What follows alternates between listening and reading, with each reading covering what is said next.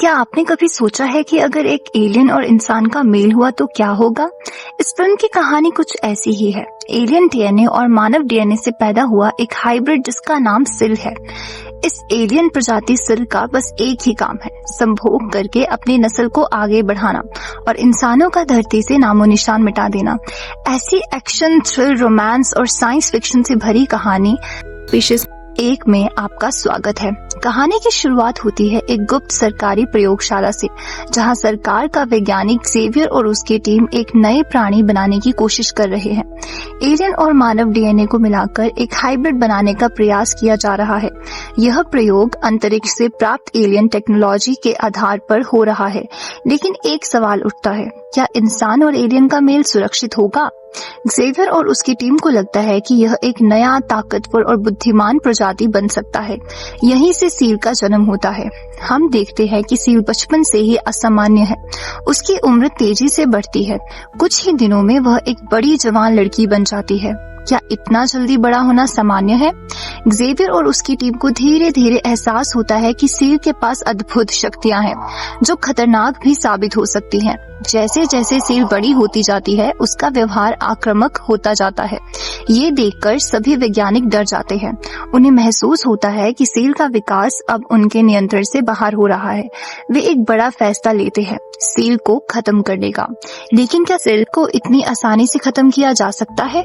और यही आता है एक सबसे बड़ा ट्विस्ट। जब सील को गैस चैम्बर में गैस द्वारा मारे जाने का प्रयास किया जाता है, वह अपने जबरदस्त एलियन ताकतों का इस्तेमाल करके वहां से भाग निकलती है। सोचिए, एक ऐसी प्रजाति जो इंसान से भी ज्यादा बुद्धिमान और खतरनाक है, अब आजाद घूम रही है। और यही है इंसानों के खौफनाक मौत के सफर की शुरुआत होती है। सीन चेंज होता है। सील लेबोरेटरी से भागते भागते ट्रेन में चढ़ जाती है और कुछ समय बाद अचानक उसके शरीर में कुछ हलचल होती है। कोई एलियन जीव उसके शरीर को फाड़कर बाहर निकलने की कोशिश करता है और सील दर्द से चिल्लाने लगती है। और यह चिल्लाने की आवाज सुनकर वहां से गुजरने वाली एक महिला टीसी अंदर आकर देखती है तो एक अजीब भयंकर दृश्य देखकर उसके होश उड़ जाते हैं और वो डर के मारे जोर से चिल्लाती है। वहां उसे एक अजीब सा कुकून जैसी आकृति बनी दिखती है और जैसे ही वो महिला टीसी उसके पास बढ़ने लगती है, वह कुकून अचानक से महिला को अपनी ओर खींचकर निगल लेता है और कुछ मिनटों में ही उस कुकून से एक बड़ी जवान महिला बाहर निकलती है, जो और कहीं नहीं बल्कि सील ही थी, जो कुछ ही मिनटों में ही छोटी लड़की से एक बड़ी जवान औरत बन गई। अब सील का बस एक ही मकसद है, संभोग करना और अपनी प्रजाति को आगे बढ़ाना। इस दौरान वह एक सुंदर और आकर्षित महिला का रूप लेती है, जिससे कोई भी पुरुष उसे देखते ही उसकी ओर आकर्षित हो जाए और उसके पास खींचा चला जाए। जब ही सरकार के वैज्ञानिक जेवियर और टीम को महिला टीसी की लाश मिलती है, तब उन्हें पता चलता है कि सील कितनी खतरनाक है। इसलिए वह एक खास टीम बनाती है, जिसमें 4 मुख्य लोग हैं। एक हत्यारा प्रेस्टन लेनोक्स, जो एक्स मर्सिनरी हिटमैन रह चुका है और अब इस टीम का फाइटर है। एक वैज्ञानिक डॉक्टर लॉरा बेकर, जो सिल के बिहेवियर को स्टडी करती हैं। एक मनोवैज्ञानिक डॉक्टर स्टीफन आर्डिन, जो सिल के दिमाग बुद्धिमत्ता का रिसर्च करता है। और एक जज्बात पढ़ने वाला डैन स्मिथसन, जो दूसरों की भावनाएं और ऊर्जा महसूस कर सके। इस टीम का काम है सील को पकड़कर मार देना। इस दौरान जेवियर और न्यू टीम के बीच कई महत्वपूर्ण बातचीत होती है कि कैसे उन्हें बाहर ग्रह से यह फार्मूला मिला था, जिससे उन्होंने इंसान और एलियन दोनों के गुणों वाली सील पैदा की। डॉक्टर लारा और बाकी सब टीम मेंबर को सील के पैदा होने से लेकर भाग के जाने तक के उसके सारी क्रियाओं के फुटेज दिखाए गए, जिससे जेवियर की न्यू टीम को अंदाजा लग गया कि सील कितनी खतरनाक है और उसे पकड़ना उतना आसान नहीं है जितना कि वह सोच रहे थे। सीन चेंज होता है। सील एक होटल में रुकती है, जहां वो शार लेकर मेकअप करके कुछ ही देर में एक हैंडसम आदमी की तलाश में निकलती है। और खोज के समय उसे एक क्लब के बारे में पता चलता है, जहां पार्टी शुरू है। क्लब में जाते ही उसकी नजर एक हैंडसम आदमी पर पड़ती है, लेकिन जैसे ही सील उस आदमी के पास जा रही होती है, उसी बीच एक दूसरी महिला बीच में आकर उस आदमी को अपनी ओर आकर्षित कर लेती है, जिससे सील का प्लान फेल हो जाता है और उसे बहुत गुस्सा आता है। इस बात का बदला लेने के लिए वह वो दूसरी महिला का पीछा करते हुए रेस्ट रूम में चली जाती है और वहां उस दूसरी महिला को अपनी एलियन ताकतों का इस्तेमाल करके क्रूरता से मार देती है। अपना बदला पूरा करने के बाद सील अपना मकसद पूरा करने के लिए वापस क्लब में जाती है और वहां एक दूसरे हैंडसम आदमी को अपनी ओर आकर्षित कर लेती है। वह आदमी भी सील की ओर आकर्षित हो जाता है और सील को अपने बंगले पर ले जाता है, लेकिन वहां जाने पर सील का मन बदल जाता है। सील को इस आदमी के साथ संभोग करने की इच्छा नहीं होती। उसके इनकार करने पर भी वह दूसरा आदमी नहीं मानता और सील के साथ जबरदस्ती करने की कोशिश करता है, लेकिन वह इस बात से अनजान था कि सील कोई मामूली औरत नहीं थी। अब तो बस एक ही सवाल उठता है कि क्या ये दूसरा आदमी सील से बच पाएगा, जो हम जानते हैं नामुमकिन था। कुछ ही देर में ज़ेवियर और उसकी टीम दूसरी आदमी के घर पर सील को ढूंढते हुए पहुंचते हैं। उन्हें सील तो नहीं मिलती, पर उस दूसरे आदमी की लाश मिलती है जिसे सील ने क्रूरता से मार दिया था। अगली सुबह सील का एक खतरनाक एक्सीडेंट होता है और इस एक्सीडेंट पर एक आदमी की नजर पड़ती है और वह तुरंत सील को अस्पताल में भर्ती करवा देता है, पर डॉक्टर के इलाज करवाने से पहले ही सील का शरीर सारे जख्मों को ठीक कर देता है। यह देखकर वहां के डॉक्टर भी हैरान हो जाते हैं। सील जैसे ही अस्पताल से बाहर निकलती है, उसकी मुलाकात उस आदमी से होती है जिसने सील को अस्पताल में भर्ती करवाया था। सील उस आदमी की अच्छाई देखकर उस आदमी के प्रति आकर्षित होने लगती है। यह सील की जिंदगी में तीसरा आदमी था जो इस बात से अनजान था कि जिसके साथ उसने दोस्ती की थी, उस दोस्ती की कीमत उसे मौत मिलने वाली थी। यह तीसरा आदमी सील को अपने घर पर ले जाता है और दोनों कुछ देर तक खूब बातचीत करते हैं और इस बातचीत के दौरान सील एक तीसरे आदमी की ओर ज्यादा आकर्षित होने लगती है। इस तीसरे आदमी को अपनी ओर खींचने के लिए सील अपने कपड़े उतारकर स्विमिंग पूल में जाती है और सील को इस अवस्था में देखकर वह तीसरा आदमी भी उसकी ओर आकर्षित हो जाता है और दोनों समय का खूब आनंद उठा रहे थे कि तभी सील उसे संभोग करने पर मजबूर करती है, क्योंकि उसे तो प्रेग्नेंट होना था अपनी पीढ़ी आगे बढ़ाने के लिए। जब यह बात तीसरे आदमी को पता चलती है तो वह संभोग करने से इनकार कर देता है और तभी सील को प्रेस्टन और डॉक्टर बेकर के आने का एहसास हो जाता है। इसलिए सील वहां से भाग जाती है, लेकिन जाने से पहले वो इस तीसरे आदमी को अपनी एलियन ताकतों का इस्तेमाल करके क्रूरता से स्विमिंग पूल में डुबोकर मार देती है और इस वजह से इस बार भी ज़ेवियर और उसकी टीम के हाथ यह तीसरे आदमी की लाश ही लगी है। ज़ेवियर और उसकी टीम सील को सब जगह ढूंढने की कोशिश करती है, पर वो उन्हें मिलती नहीं, पर सील तो इन्हें चुपके से देख रही थी। डैन को भी सील के आसपास होने का एहसास होने लगता है, क्योंकि सील अपनी स्पीशीज वाले रूप में थी और जैसे ही सील इंसानी रूप में आती है, डैन को कुछ महसूस नहीं होता। फिर उसे लगने लगता है कि शायद ये उसका वहम है, इसलिए वो वहां से बाकी टीम के साथ चला जाता है और सील भी वहां से चली जाती है। लेकिन उसके बदन पर कपड़े नहीं होते और उसके पास गाड़ी भी नहीं थी। तभी उसकी नजर एक अकेली औरत पर पड़ती है। उसके सामने मासूम होने का नाटक करके उससे मदद करने पर मजबूर करती है। सील भी अब ज़ेवियर और उसकी टीम को परख चुकी थी। उसे पता लग चुका था कि जब तक वो मर नहीं जाती, ये लोग उसका पीछा नहीं छोड़ेंगे। इसलिए वो अपनी फेक डेथ का सीन बनाने का फैसला करती है ताकि वो ज़ेवियर और उसकी टीम से छुटकारा पा सके और आजादी से जिंदगी के मजे ले सके। और इसलिए सील इसी कार वाली औरत को किडनैप कर लेती है और अपने एक अंगूठा काटकर पर्स में डालती है और फिर उस औरत का भी वही हाथ का अंगूठा काटती है, पर वो उसे कचरे में फेंक देती है।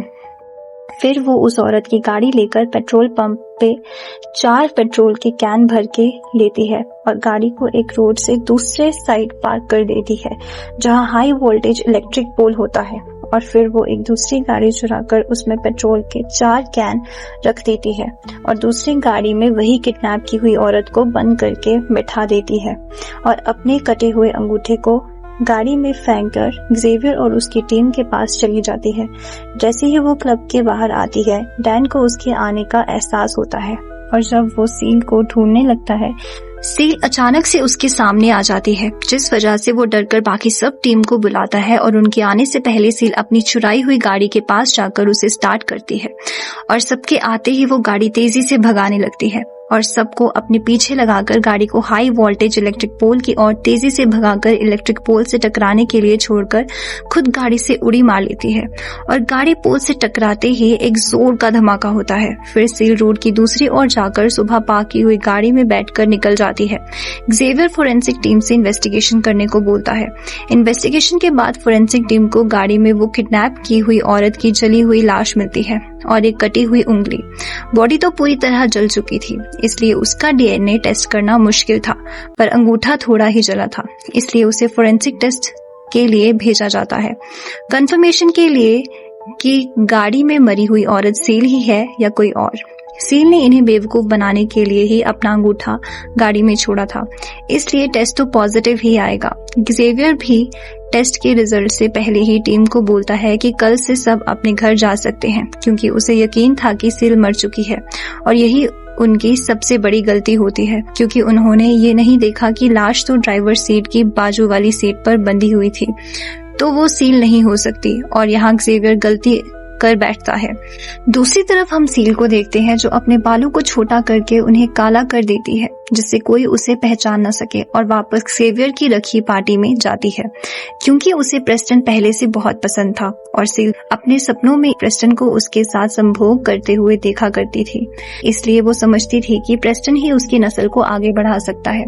सीन चेंज होता है, सब पार्टी में एंजॉय कर रहे हैं। थोड़ी देर से प्रेस्टन लिफ्ट से अपने रूम की ओर जाने निकलता है, तभी वहां लिफ्ट से सील भी आती है, पर प्रेस्टन उसे पहचान नहीं पाता। जैसे जैसे वो आगे बढ़ने लगते हैं, सील भी उसका पीछा करते हुए जाती है और तब हम देखते हैं कि प्रेस्टन डॉक्टर बेकर के रूम में जाता है और दोनों संभोग करने लगते हैं और सील बाहर से उनकी आवाज सुनकर आनंद उठाती है, पर उधर कोई ना कोई आ रहा था, इसलिए सील बाजू के रूम की चाबी चुनकर रूम में घुस जाती है, जो रूम डॉक्टर स्टीफन का था। जैसे ही सील दीवार को कान लगाकर उनकी आवाज को महसूस करने की कोशिश करती है, तभी रूम में डॉक्टर स्टीफन आता है और सील को वहां देख लेता है, पर इससे पहले कि वो कुछ पूछे, सील अपने कपड़े निकालकर उसे अपनी ओर आकर्षित करके उसके साथ संभोग करने लगती है।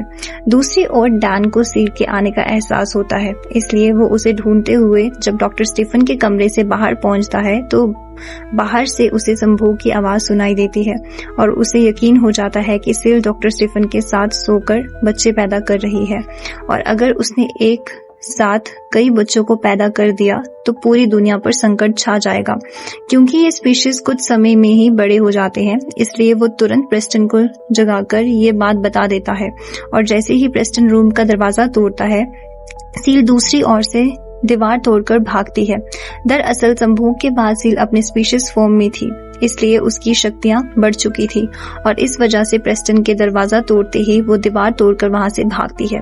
जब टीम अंदर जाती है तो डॉक्टर स्टीफन उन्हें मरा हुआ मिलता है। जेवियर और टीम सील का पीछा करते हुए पुरानी अंडरग्राउंड इंडस्ट्रियल टनल में जाते हैं। जैसे ही जेवियर को केमिकल टैंक में सील के होने का एहसास होता है, वो आग उगलने वाली गन फ्लेम थ्रोअर चलाने ही वाला होता है कि सील उससे पहले उस पर अटैक करती है, जिस वजह से जेवियर की मौत हो जाती है। सील बाकियों को भी मारने वाली होती है कि तभी उसका बच्चा जन्म लेता है।